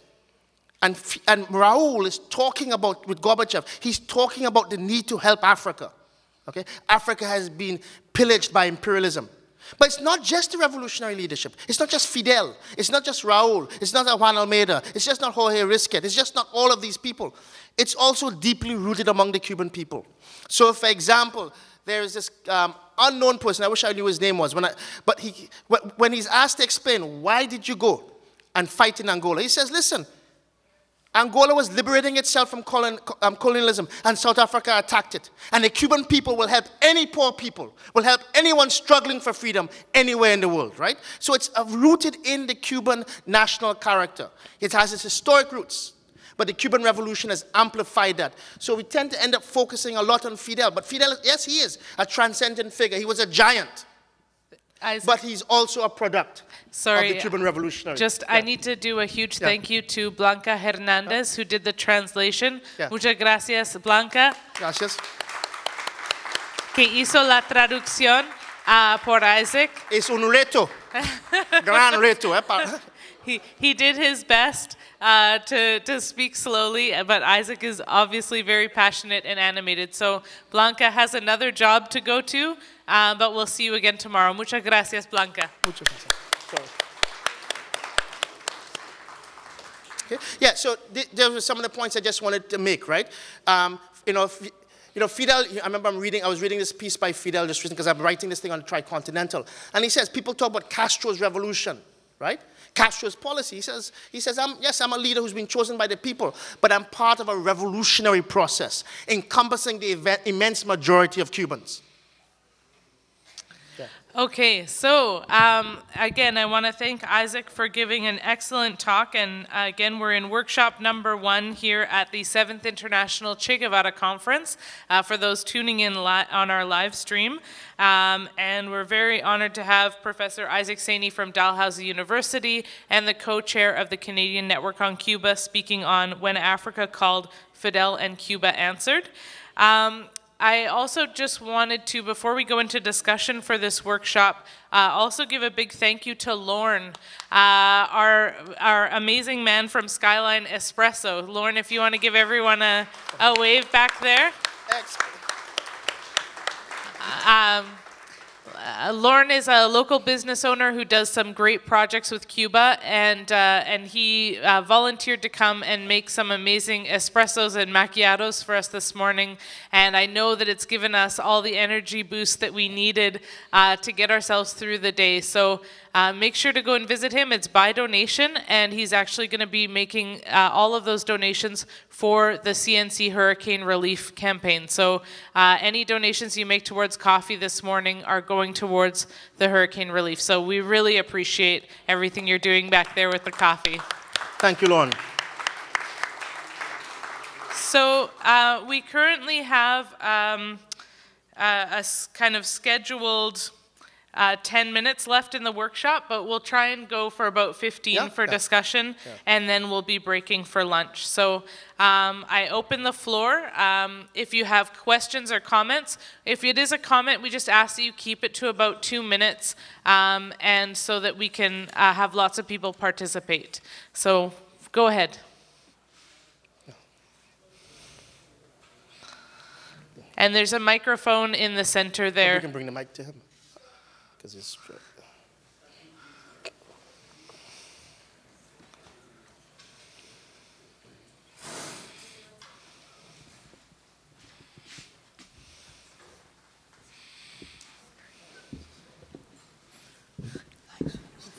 As I said when I was in Havana, it's very, very interesting.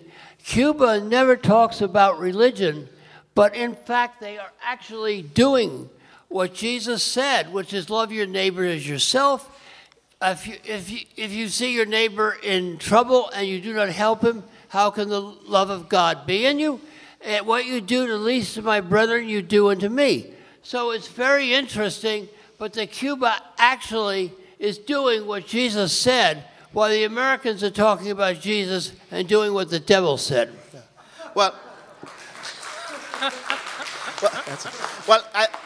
I think if you want to read, there's a, in terms of dealing with religion, there's that famous book, Fidel and Religion, Frei Beto, the Brazilian priest, actually produced, right? And there's also, when Fidel was visiting Chile during the Allende years, there's a dialogue he has with Chilean Christians and priests and so forth. It's issue, like the whole argument that Fidel used to make. Well, if you look at Jesus, right, it's something is as a socialist, hanging with the downtrodden, right? And part of saying if you have one coat, if you have two coats, give one to someone who doesn't have a coat, right? That's very powerful. And I think that for many people, what Cuba does, whether you're Christian or not, it represents the highest realizations of some of the most profound aspirations we have as human beings, which is not an ethos of owning, not an ethos of having, but an ethos of giving. Okay, and so we've got two people on the microphone there. Yes. Hello. I wanted to mention a thing you said at the beginning when you said that some person said that the main problem was too many people in Africa, So that saying goes back to the 1800s, where a defender of capitalism like Adam Smith or Hobbes, or I forget his name now, it begins with a M, but There's Malthus, yeah. Yeah, he made that comment back then, and a lot of people today, a lot of capitalist politicians today goes along with that, saying that the main problem is there's too many people in the world, But anyone with a political conscience knows that that's not true. It's because of the method of distribution. We got everything, but it's not distributed right, and that's the problem. It's not that it's too many people, like this capitalist philosopher said back in the 1800s, And I wanted to say that Cuba never compromised when he sent troops to Angola, and Henry Kissinger at the time condemned Cuba, and the Western capitalists condemned Cuba, but Cuba went ahead. He never compromised with the Western capitalists at that time, and so it's good. And Cuba is still today not compromising with the capitalists, and it shows that compromising with capitalists don't get anywhere, and it don't work. And Cuba and Venezuela are showing the world today that they got to fight against the capitalists and the enemy, and not compromise with them. Okay. Well, thank you for that. I think it's a point I didn't make it into my presentation, which is that one of the biggest myths that's produced is that Cuba was acting at the behest of the Soviet Union. That Cuba was a puppet, a surrogate for the Soviet Union. Cuba made that decision to go into Angola on its own. And in fact, the Soviets were extremely upset about it. And in fact, to the point that when Raul Castro visited Moscow, he was kept waiting for close to 2 weeks before meeting with the Russian leadership. It comes out very clearly, not only in what Cubans have said, okay, it comes out very clearly in Russian documents, but it also comes out very clearly in U.S. documents. The U.S. knew this, and Henry Kissinger himself knew it very early on, but they decided that it was good for U.S. propaganda to pretend that Cuba was a puppet of the Soviet Union. It's also important to understand that under the Ford administration, there were negotiations that were going on between Cuba and the United States at that time. They were meeting in the airport, and they were talking about lifting of the blockade, or normalizing relations and so forth. But the stumbling block was Cuba's support for the Angolan liberation struggle, because they had troops in Angola, and also for Central American liberation struggles. Cuba has never put its principles up for barter or to be bought. So that's a very important point, and I think you really drove that home. Cuba has never compromised its principles of internationalism. And one of the pictures I was going to put, and I didn't have up here because I was cutting this PowerPoint because I knew it was very long, was we also have Assata Shakur. So Cuba is not just Assata Shakur, who is a member of the Black Liberation Movement, finds asylum in Cuba. And various attempts by the United States to basically put it on the table. The Cubans said, this is not negotiable. She is here as a political refugee. We have given her that right. And so Cuba has never put its principles up for sale, and I think this is one of the most powerful examples of Cuba's socialism, of Cuba's internationalism, of Cuba's integrity and human dignity. Okay, so we're going to have to cut off the line where it is now because we do need to get to lunch, and if everyone can just ask their question or keep their point to 2 minutes, that would be great. Thank you. Okay, my name is Joe Young. I'm a member of the Communist League. Among the major pillagers of Africa are the rulers of Canada. And I just wanted to point out they were strongly opposed to the Cuban intervention in Angola. And they took measures against Cuba at that time. Isaac may know more details. The other point I wanted to make is how important it was for the Cuban Revolution itself. The 500,000, mostly young Cubans who went through the experience of seeing and facing and fighting what imperialism has done in Africa, and then went back to Cuba and I think greatly strengthened the revolution. Yeah. So this just shows you, what is it that Fidel say? If you can't fight for others, you can't fight for yourself. And that's really at the heart of internationalism. So I think it had a very important impact on Cuba itself. Yeah. Just on terms of Canada's role with Africa, there's a very good book by Yves Engler called Canada and Africa, Aid and Exploitation. It's brilliant. During the colonization of Africa, when Africa was being carved up in the after the Berlin Conference of 84, 85, I mean, there are people who participated. There's actually a Canadian, and I can't remember his name, it slips my mind, who actually recorded in his diary killing people in Nigeria and raping young women, right? And there's a plaque to him in the public gardens in Halifax, right?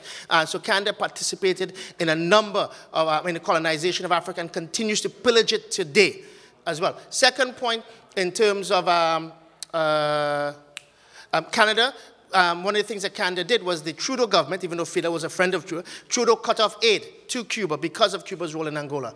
And, you know, I mean, the case for Cuba is intervening and helping Angola is overwhelming in the favor of Cuba was there to help Angola. But Trudeau basically followed the Western line. And I think that's something we need to bear in mind, this relationship between Canada and Cuba. And also the last point, which I think is important as well, getting back to this issue of the internationalist mission, played a very important role in fortifying the revolution and fortifying socialism. There's 2 points. When Cuba embarked on its rectification campaign in the 1980s, the voluntary brigades that were reactivated, right? Okay? Many of the people who participated in them had served in these internationalist missions. And And what's interesting is every time I've been in Cuban families, and I've been doing interviews and so forth, right, with Cuban soldiers, Cuban officers, ordinary Cuban family members, one of the important points to bear in mind is so many of them had people who served, right, as internationalistas, right, particularly in Angola, right? And one of the important points is that when the special period happened, when the Soviet Union collapsed, and everybody was saying Cuba was irrelevant on the world stage, Cuba could point to the fact that Cuba had played a very important role in the independence of Namibia, in the end of apartheid in South Africa, demonstrating its profound relevance. And the Revolutionary Armed Forces of Cuba is one of the most respected institutions in Cuba. They came back fortified, and they played a very important role in Cuba being able, among other things, to basically survive this special period, right? Not only survive, but continue along the road of social justice and independence. Hi. First of all, wonderful presentation. I learned a lot. One thing that I was thinking of as you gave it was just a number of parallels between the struggles in Latin America as well as the struggles in Africa and the sort of intensification of them in the 1980s. And the first being more maybe a metaphorical one is Che Guevara's involvement in Africa in the 1960s and then returning to Latin America and perishing in the Bolivian campaign. And then also in Latin America in the 1980s, the intensification of civil war in Guatemala, El Salvador, Peru, Colombia, and Nicaragua. Whereas with Cuba, you have a full active involvement in Angola, compared with, and this may be unfair, a more tepid or clandestine involvement in El Salvador and Nicaragua, and even in Colombia. Perhaps you could, and maybe it's a naive question, is if you could shed some light on whether it was a strategic consideration or it was based on opportunity or lack of invitation from those movements on the Latin continent. Okay. Well, I think it's a different context. First of all, Cuba supported a lot of Latin American liberation movements. I mean, after the Tricontinental Conference, which was held in January of '66, is the formation of the Organization of Latin American Solidarity in '67, right? But it's also important about Angola is invaded by a foreign country. Cuba didn't go to Angola to say, listen, we're going to tell you and assist you in setting up a socialist government. Cuba was there to defend a sovereign country from a foreign invasion. So it was the right of the Angolan government, right, okay, to basically ask the Cubans, because they asked them to come in and they asked them to stay. Okay, so it was defending Angola from external aggression, right?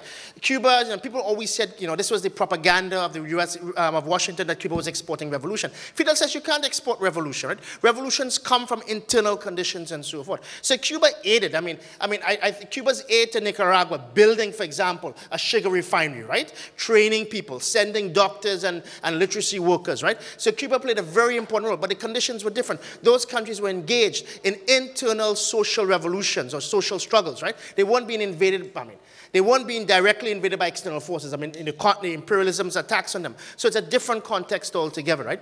Angola was invaded by, actually Angola in '75 was invaded by two countries, South Africa from the south and Zaire, Mobutu, coming in from the north. This is the Holden Roberto FNLA stuff, right? And so when Angola asked Cuba for assistance, Cuba was basically assisting them not to transform their internal circumstances. I've talked to a lot of Cubans. I say, listen, some sort say, listen, like, you know, we weren't there to fight to make Angola socialist. We were there to defend it from external aggression. Yes, we're disappointed and we are very fucking upset. Someone told me, that's what they said, use the word F word, that, you know, Angola didn't send us oil afterwards, right, or all this sort of stuff. There's all this sort of stuff. But Cuba was there specifically to defend them from external aggression. Different context than Latin America. Thank you. Yeah. Can we maybe try and take two questions and then... Yeah, then I can... Thank you. Sorry. Yeah, no, it's okay. I really wanted to thank you. My name is Larry Hildes. I'm a civil rights attorney in the evil empire to the south. And in the 80s in college, I was very active in the anti-apartheid movement in the US. And I can remember exactly where I was because we were doing a sit-in in Olympia trying to get the state government to divest when the announcement came in that Angola and Cuba had defeated South Africa at Cuito Carnivale, and that SWAPO was now in power and Namibia had been liberated. It was the first time we had a real sense that we actually were going to win the struggle, that there was actually going to be a point where apartheid fell, and it was going to be in the fairly near future, and it gave us such a lift in what we were doing. And to get to hear the background and the brilliant military strategy that led to it, and I knew there was a profound commitment, but to hear how it was spelled out was so inspiring. And I just really want to thank you for that. And I can remember being there and knowing that this was going to happen, and knowing that all of us owed a debt to Cuba and to the sacrifice of the Cuban people. So thank you. Thank you. Thank you. Hi. When you were speaking of the Cuban ethos of giving and of not having and not owning, but of giving, what occurred to me then was also I'm Larry's wife, and we're very close to the Lummi Nation, which is, they had their first potlatch in 75 years during the canoe journey, when the canoe journey came to them about 5 years ago. And the potlatch is where the competition, if you want to, I'm going to allow Mr. Eagle Eyes to explain what a potlatch is and to talk about what the giving ethos is within the Native American communities. And what I'd love to do is generate a discussion about the cultural comparison and what that means and how we can learn from both. Thank you. I'm going to keep it really short. Maybe we can have a discussion later after, because it's very extensive to talk about a potlatch. But potlatches could be held for many different reasons. But the one thing about a potlatch, and we talk about giving when we invite people to a gathering, a potlatch is where we either honor someone, or someone's getting a name, or someone's getting married, or someone's passed on, and we're honoring them by the gift of life. And a potlatch, when we talk about giving, if we invite you to our potlatch into our house, the family that puts on that potlatch has many gifts. So everybody that comes is honored with gifts. It's thanking you for being a witness for what just happened in our big house. And that's the way we are about giving things, is that you don't leave without food eaten, and you don't leave without gifts. Back in the old days, giving was all traditional. Today we have technology where you buy blankets, you buy towels, you buy many different things. And a potlatch that I'm going to throw on 2 years from now, it's all going to be traditional. Everything will be handmade by our family. Nothing's going to be bought. So things are changing. We're bringing back the potlatch. And like other countries around the world, is to give is better to give and not receive. So I'd like to get into a discussion with you later on that more deeply, because there's a lot to cover. And right now I hear a lot of empty stomachs. They forgot to have breakfast before they came here. Thank you.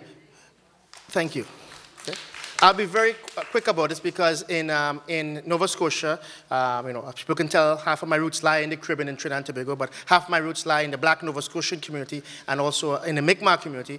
And the potlatch, these ceremonies were outlawed by the colonialists, right? Because they ran counter to inculcating capitalist practices among the indigenous peoples. Among African cultures in Trinidad and Tobago, we had something called susu, which is a similar thing of sharing that wealth, right? And what's important about the Cuban Revolution is it's building on Marxism, right, and internationalism, but it also draws in Jose Marti, but it also draws in other traditions that are there as well.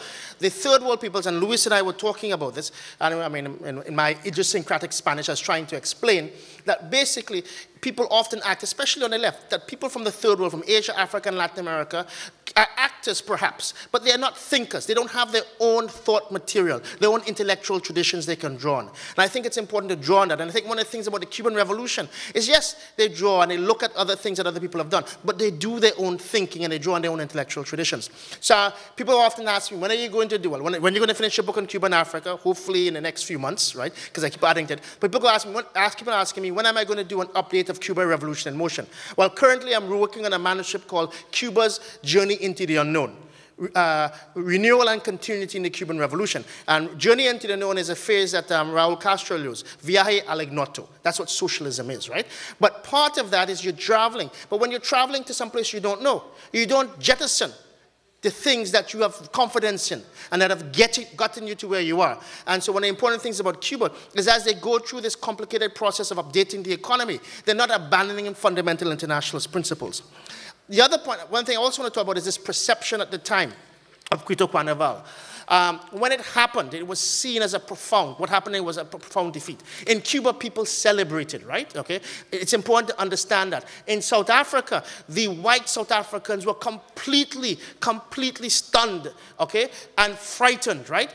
Black South Africans were elated, right? So there's this thing, many of you have seen, La Represa a la Escalada de Sudafrica. It's a 6-hour documentary that was produced in 1989 by Cubans on Quito Carnival and the other military operations in Angola at the time, right? You know, perhaps it's unwatchable by a Western audience because it should be shorter. But, you know, Cuba produced La Epopeya de Angola, which is 22 episodes, right? But the first one, the one produced in 1989, was smuggled into South Africa to be watched by black audiences. People smuggled it from house to house. I interviewed people who watched this. And there's a famous sermon by Frank Chikani, who was a very important preacher in South Africa, right? And he's giving this sermon in South Africa. And he's talking about, you know, the colonization in South Africa, the dispossession of the indigenous peoples of South Africa, the struggles against apartheid. And then he says, and then there was Quito Carnival. And the entire audience erupted in incredible celebration, right? Okay. The last point I want to make as well, which is a theoretical point that I often make about Quito Carnival, is and of Cuba's role. It's that we had the international anti-apartheid movement. We had the economic struggles that were emerging in the South African economy. We have the struggle of the South African peoples themselves, right? But it's important to understand that at a particular moment, in the midst of all of those factors, the military defeat in Angola was critically important. It accelerated the end of apartheid, because it's also important to understand that under P.W. Botha, after the defeat in Angola, the South African apartheid state assumed a very specific character. It became a militarized state with the military people in control. And so one of the things I answer in my work is, because Botha was not going to change. He was not going to give up and surrender white majority rule. He was going to make cosmetic changes, which he did, but he was never going to surrender it. And so the explanation of how he and his military cohort get dislodged from power have a lot to do, which I document, have a lot to do with what happened in Angola, what happened at Quito Carnival, and what happened there. And Fidel once said in a speech, I remember this famous speech he gave in 2003 for May Day, and he's there. And this was after, you know, the invasion of Iraq, and after people had been like Galeano were criticizing Cuba for having taken what were very difficult decisions to defend themselves from internal sabotage, right, by all these hijackings and so forth. And Fidel laid out Cuba's role, right? It was a resume of Cuba's role in international liberation struggles. And then he said that the defeat of the South African army in Angola perhaps accelerated the end of apartheid by 20 or 25 years. It's important to understand that. If they had won at Quito Carnival, if they had won in Angola, the South Africans wouldn't have gone to the negotiating table. The United States wouldn't have forced it, right? Wouldn't have put pressure on it, because the US was frightened of revolution taking place in South Africa, right? If the Cubans had driven through Namibia up to the Angolan border, because they didn't know if Cuba was going to do that. Okay? So it's important to understand that it's a critical moment in liberation, and it's a critical moment in demonstrating that the darker peoples of the world, the peoples of the third world, the peoples of Asia and Africa and South America, are not passive, helpless victims on the stage of world history, but are active makers of their own history. Viva la Revolución Cubana! Viva! Viva Fidel! Viva! Viva Raúl! Viva! Viva la lucha por un mundo mejor! Viva!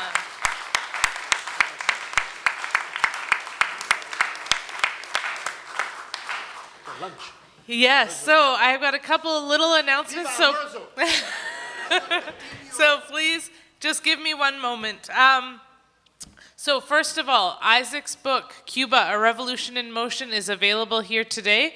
Make sure to get your copy and to get it signed. It's available on the tables outside. Secondly, I would like to encourage all of you to make sure that you pick up your limited edition 7th International Che Guevara Conference t-shirt. They are available for $15 to $20 sliding scale based on what you can afford. I wanted to welcome a couple of our guests who have arrived since we began this morning. I would like to recognize Tim Lewis, former Vancouver City Councillor, member of COPE, and huge Che Guevara enthusiast. Tim Lewis famously had a sticker of Che on the back of his chair for many years, which he took with him every week to Vancouver City Council to bring a bit of the Cuban spirit to Vancouver City Council. So thank you for joining us, Tim, and his partner, Penny Perry, as well. Thank you so much. I also wanted to recognize Professor Henry Heller, visiting us from the University of Manitoba. He's going to be speaking later tonight. And recognize Cy Gonick, the editor of Canadian Dimension magazine. And we're very happy to have Cy with us. And as I mentioned last night, in your registration package, which are coming very soon, you will each get a free edition of Canadian Dimension magazine. So we appreciate that very much. And I'd also like to recognize Gerardo Alfonso, our music friend, who's also going to be giving our next workshop. So we're going to break for lunch, and we will break for half an hour, so we're about 10 minutes behind schedule, but we'll restart at about, let's say, 1:55, and we'll be beginning our second workshop, which is a discussion on music and race in Cuba with Gerardo Alfonso. Our third workshop again today is on cooperatives and sustainability with the wonderful Wendy Home. And then we'll be having 2 more sessions, the film and discussion, Mariela Castro's March, Cuba's LGBT Revolution, and wrapping up this evening with Marxism, Communism, and the relevancy of revolutionary ideas today. So you've got 32 minutes for lunch, and then I'll be calling you all back. Lunch is by donation, so, you know, again, contribute what you can, but let's enjoy some food together and have a bit of a break to discuss all of these great ideas. Thank you. Thank you. That was great. That went really well. Oh, Isaac, I need that paper that I gave you, though.